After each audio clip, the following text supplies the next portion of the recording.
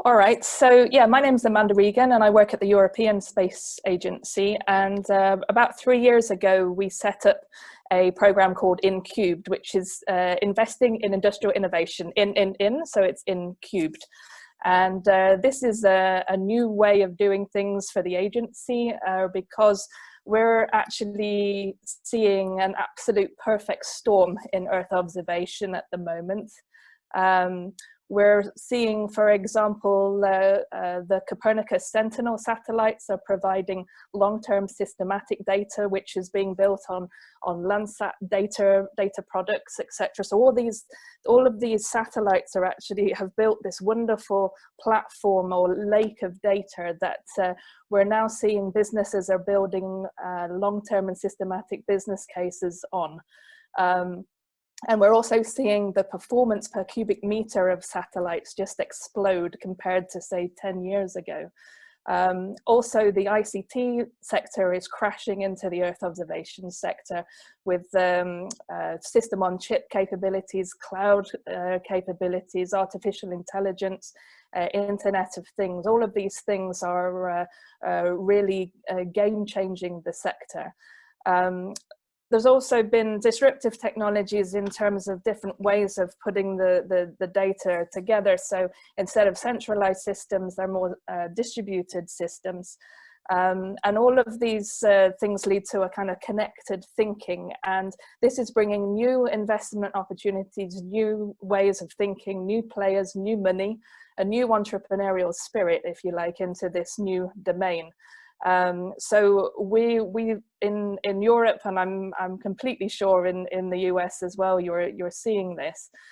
So from the European Space Agency perspective, we're trying to support our industry and our decision makers about how to navigate this this new landscape. And in fact, what we're seeing is that Earth observation is moving away from here's a data set and here's an image to actually intelligent decision making, and to the point of commoditized intelligence, or whether that's scientific intelligence or business intelligence. So we're actually seeing, you know, this shift from data, information, knowledge to decision, and maybe even a little bit of wisdom at the end. I have another keynote just about that point. So even the word, I think, doesn't truly express what we're seeing at the moment. The word observation is just way too passive, and we need to change the terminology. So it's my personal, what's the word, quest to actually, the Earth observation we're no longer observing, we're actually interacting, and we have been doing for a number of years. So the word Earth intelligence or Earth analytics, we have to start changing the terms that we're discussing. So with that in mind, we have a lab that has been developed at the Space Agency. So the Space Agency is in different centers across Europe. I spent 13 years at the big technical center in the Netherlands called ESTEC, and now I'm based in Italy, which is the Center for Earth Observation in the European Space Agency. And we've created this thing called the Phi-Lab. And what this does is it's really focusing on trying to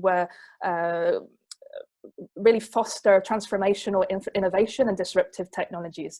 So we're looking at really creating blue sky, very early stage ideas, nurturing them in terms of developing prototypes and use cases, maturing them, and then seeing if there's a possibility for spin out into the commercial world. Now, not all research is going to result in a commercial result, but what we've found is that if the researchers don't have this kind of door in their brain to unlock, then they don't even look for it. So what we try and do is recruit researchers that have one eye on research and developing the scientific research, but also looking at possible commercial opportunities as well. So with that, the office, or the lab is split into two offices. We have the Explore office, which is really focused on research and really trying to connect what we're seeing in terms of the sensor revolution with the digital revolution. And we have things like artificial intelligence for Earth observation. This is a big initiative at ESA called AI for EO. I'm not a big fan of these acronyms, but there we go. And also DTE, which is Digital Twin Earth. And this is something that we're exploring at the moment with the European Commission. And then on the other side of the lab, this is the office that I'm in charge of. This is Phi-Lab Invest. And what we're trying to do is stimulate the commercial market. And we use that, we do that by the InCubed program. So if you look at this kind of pathway through the Phi-Lab, you have the Explore or the research developments on the left-hand side, and then the Invest and more commercially focused activities on the right-hand side. Okay. And in terms of research, the guys are looking at things like digital twins, the AI and edge computing. Quantum computing is something that we announced at, so we have a flagship event every autumn, and quantum computing is something that we're going to be looking at this time over the next couple of years. And they really focus on things like developing use cases and also prototypes. And I thought it was worth putting in this this particular slide, because in order to do innovation, you can't just have the same people doing innovation. And we have a constant stream of people that come and work with us in the lab. And so we have opportunities for visiting industrial, scientific or research fellows to come and spend as little as a couple of days up to a couple of years, and it really does depend. We have opportunities for visiting professors. Research fellows can come and spend 2 years in the lab, and also young graduate trainees as well is something that that we're always looking to. So I thought it was worth in this arena just to highlight that we're wanting to work with different kinds of people. So this slide is really for companies when I'm talking about what InCubed is. So InCubed is really to stimulate and develop the commercial EO market. And so what we say is basically, if you have a commercially focused product or service which is using Earth observation data, if you're doing something innovative and you have commercial customers already engaged, then InCubed can actually de-risk your development. So InCubed is not a technology development program. We don't just end at a certain technology readiness level and then that's the money's run out, that's it. The point of InCubed is that we expect them to get to at least a minimum viable product level, so that they can take what they've developed in InCubed and take it to potential customers or potential investors to be able to roll out their development even more. So it's really a de-risking program. So for example, we have a number of satellites in our portfolio, and InCubed will co-fund the first one, and then the constellation will be rolled out by further investment, usually from private investors. So as I said, this is a co-funded program. So we have 18 member states that have put money into InCubed. So German money goes to German companies, Luxembourg money goes to Luxembourg companies, UK company goes to UK money goes to UK companies. So there is a little bit of multi-dimensional chess going on. And we essentially look for three things. As I say, we're looking to support the commercial sector. So we're looking for commercial viability. We aim that these companies will be generating revenue by the end of the InCubed activity. They may not be generating profit, but at least they will be generating revenue.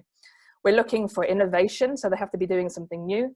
And there also has to have some commercial customer traction or engagement already at the proposal stage, because it's really, what we've found is that it's really important for customers to be there already, rather than developing something, throwing it over the wall and then expecting people to buy it. If you can get people to be part of the development process, they buy in a lot easier. So customers already inside the consortium or acting as validators or beta testers, we found that this has been really useful. So InCubed has a very wide scope. It's we fund everything from a satellite system, subsystem, downlinking technology, propulsion technology, down to web developments, ground segments, anything basically, as long as it's Earth observation focused and it's commercial. And we're aiming, as I said, to de-risk the development. So these companies should already have these developments on their commercial roadmaps, and InCubed is there to help de-risk those developments, to get it to at least a minimum viable product, so they've got something to show. Typically our co-funding is 50-50, but this is on a country-by-country basis, and each country has a very definite set of rules that we have to follow. And we have up to 80% support for small and medium-sized enterprises. And at the moment we've, well actually that's changed, we've now got 42 activities in our overall portfolio, and it ranges from small activities of 70K, so this is in euros, up to nearly 9 million euros satellite development. And also last week we just signed an InCubed activity with the Belgians, a company called Phi-Lab, and they're looking to develop a multispectral satellite to fly in the Copernicus arena. So and this is all commercially focused. So these are the things that we really offer, and this is again what when I talk to companies, this is what I say. So we offer zero equity co-funding. We don't expect any co-funding, any equity from our co-funded endeavors. We provide personalized guidance. So we take every single activity and decide how best ESA can actually can support this activity. So if they're looking for a qualification program, who needs to be involved? If they're looking for AI support, who needs to be involved? If they're looking for cloud computing, who needs to be involved? We also allow them to use the ESA stamp of approval on their website and activity, their activity information. We also give them access to our facilities and expertise. We're also in the process of connecting with private investors to really strengthen the InCubed pipeline. And this is something that I'm working on right now. And I think this would be a subject for another talk maybe later on, because I'm going to be presenting what we're planning to do with private investors to all of the country delegations in May. So if that gets some traction, that could be a topic for a further presentation. And we're also developing an overall community. Okay. Within InCubed, we have 2 cycles. So what we find is that sometimes companies, they think they're ready, but when you look at the proposals, they're really not. So we've found that we needed templates that they can't just freewheel a proposal in. Typically, they need some guidance. So we've created proposal templates for InCubed, and we found that the easiest way of onboarding companies is to have a de-risking cycle if they're not quite ready yet, whether that's technically or a business case. There may be something that they need to get their ducks in a row. But if they're ready to go, we can put them directly into the product development cycle. So typically the de-risking cycle starts at about technology readiness 4 up to about 6, and then the product development cycle is from about 5 or 6 up until technology readiness 7, which is demonstrator. And this just basically illustrates what I've just done. So you can move from one cycle to the next one. And you can see here, these are some of the technology readiness levels. and some more descriptions. We also have an ESA system called EMITS, which is an invitation to tender. But what we found with startups and companies that are not used to working with ESA is this is too scary, too heavy. So we've actually created a website, and we have a thing called ideas.esa.int, which is an open platform. And we just ask the companies, instead of going through the big bureaucracy of a big agency system, to actually have it's a web interface, and they have to follow the InCubed channel. And we also have an InCubed website as well, where all the details are included. So we've found very much that this is really where our people are. They're living on the web. So this is where we needed to have our information. One thing I'd just like to mention is that last year we actually created a new pre-step, because before we were having just proposals, and we were finding that the proposals were too detailed. Companies were spending too long on proposals that were not relevant to get them a contract with us, because we have certain criteria that we have to meet. So this is where we created the templates. And in fact, what we started it's a year now since last March, is something called the idea pitch. So we asked the companies to actually fill in one page. It's an executive summary of what they have in mind to do in InCubed. And we give them 15 minutes, and we ask them to pitch their idea to us. And we have an online meeting with them.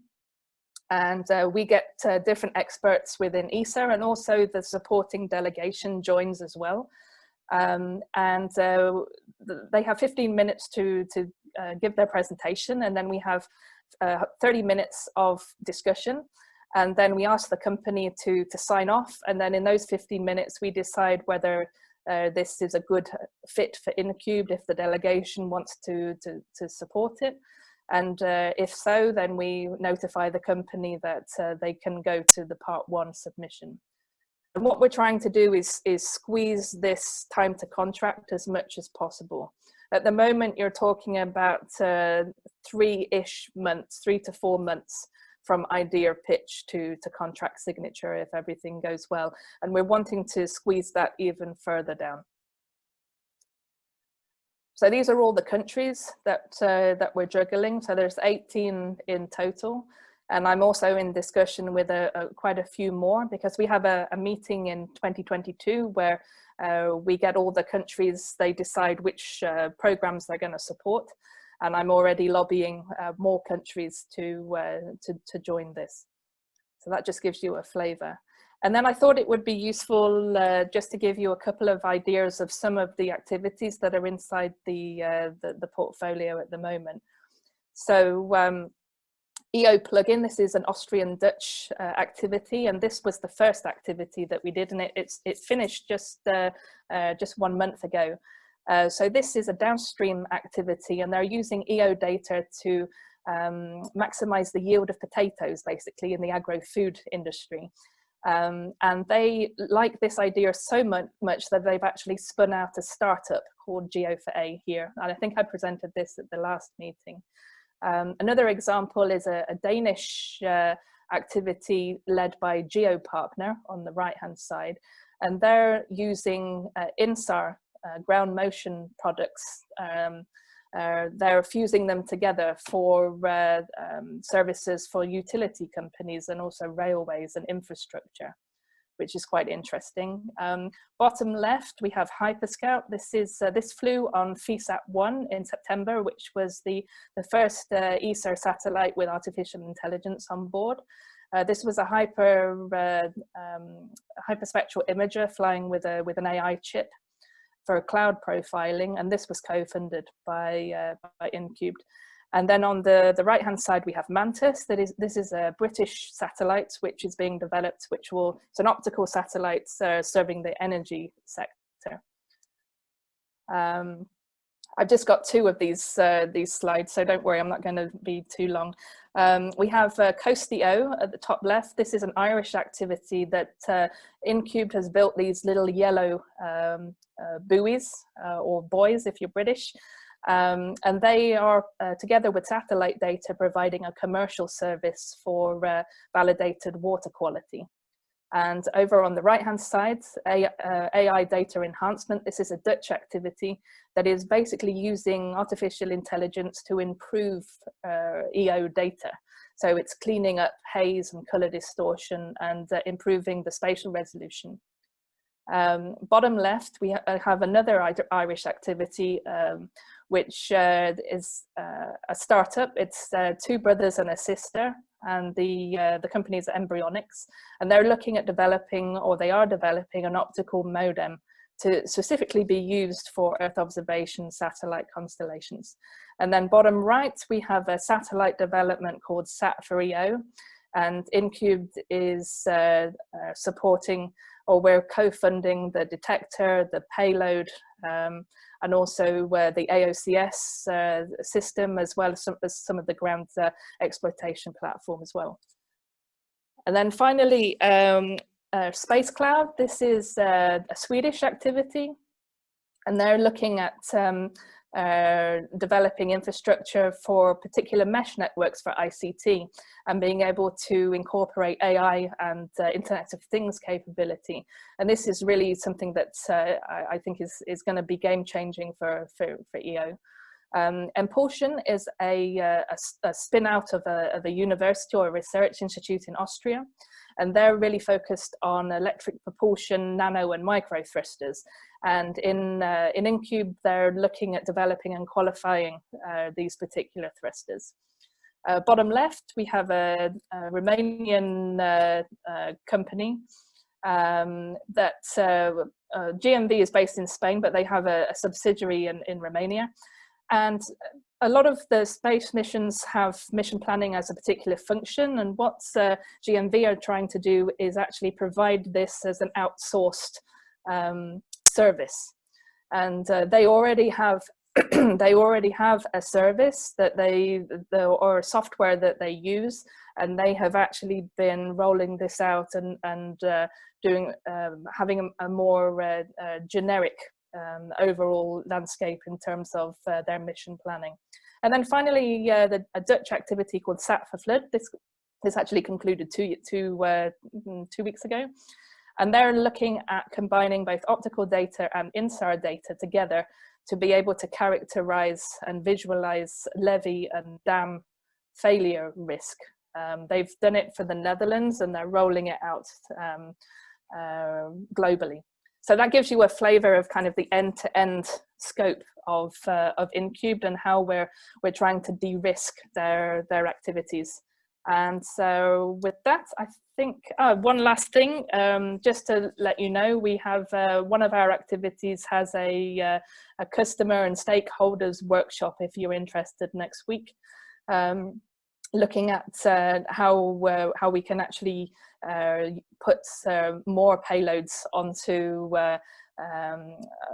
an overall platform, and to be able to support new space even further. So that just gives you another flavor of what we're doing. But yes, they're looking for input. And with that, I think that's my final slide. So thanks, Krista. I'm happy to take questions.